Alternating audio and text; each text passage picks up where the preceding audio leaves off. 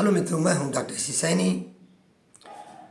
आज आरबीसी का complete explanation, shape, size, structure, composition, function, specific gravity, normal range, variation, जीवन काल, इन सब पे कंप्लीट और डिटेल एक्सप्लेनेशन करूँगा।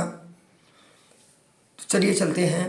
आरबीसी क्या है आप अच्छी तरह मैं अगले वीडियो में बता चुका हूँ, लेकिन यहाँ बताता हूँ कि आरबीसी को इराइथ्रोसाइट भी कहते हैं और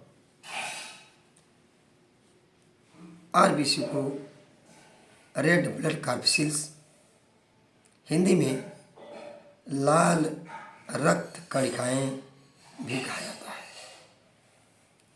इनका शेप बिल्कुल लेंस की तरह से बाइकॉन्केव, यानी सेंटर पोर्शन पतला होता है और पेरिफेरल में बाहर वाला मोटा होता है, थिकर होता है।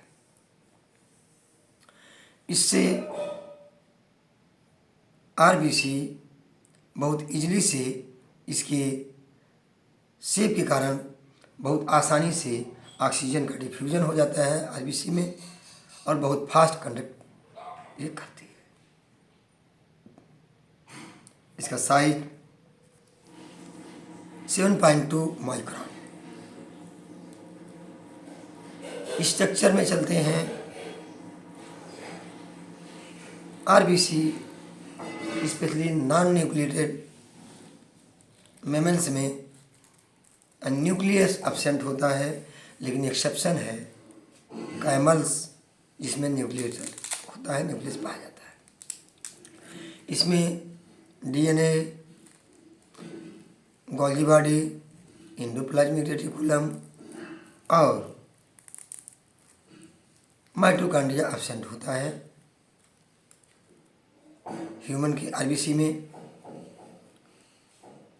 लेकिन प्रश्न उठता है कि यदि माइटोकॉन्ड्रिया एब्सेंट हो जाता है तो एनर्जी कहाँ से प्रोड्यूस होती है? तो इसमें एक प्रोसेस होता है ग्लाइकोलाइटिक प्रोसेस, इसी से एनर्जी प्रोड्यूस होती है, उत्पन्न होती है। अब composition of RBC specially haemoglobin पाया जाता है और जो इसकी कवरिंग है, मेम्ब्रेन है आरबीसी की, वह लिपिड और प्रोटीन की बनी होती है।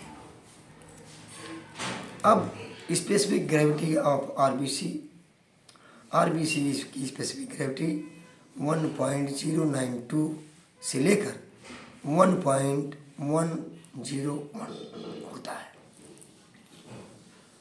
फंक्शन ऑफ आरबीसी का क्या काम है?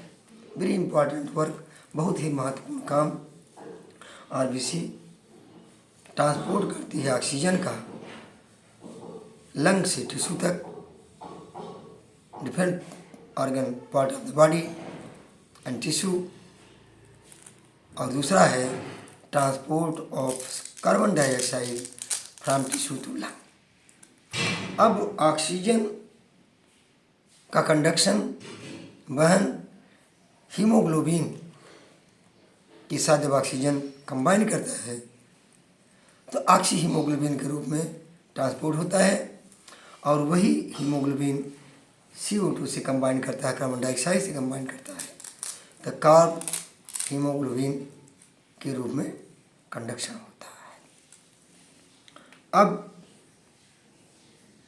Variation in number of RBC, यही आरबीसी यदि ज़्यादा संख्या में बढ़ जाए, मान लिमिट से ज़्यादा बढ़ जाए, तो इसका मतलब ये भी बहुत घातक होती हैं। तो जब ये आरबीसी ज़्यादा बढ़ जाएंगे, जिसको हम इराइथ्रोसाइटोसिस कहते हैं, तो होगा क्या? ब्लड गाढ़ा हो जाएगा। जब ब्लड गाढ़ा होगा तो कैपिलरीज और आर्टरीज की अंदर की जो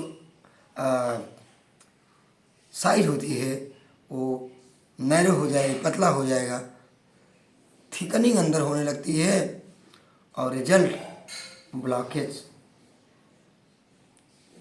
की बीमारी, ब्लॉकेज की कंडीशन आ जाती है जो बहुत ही घातक होता है और ब्लड क्लॉटिंग में भी दिक्कत आती है।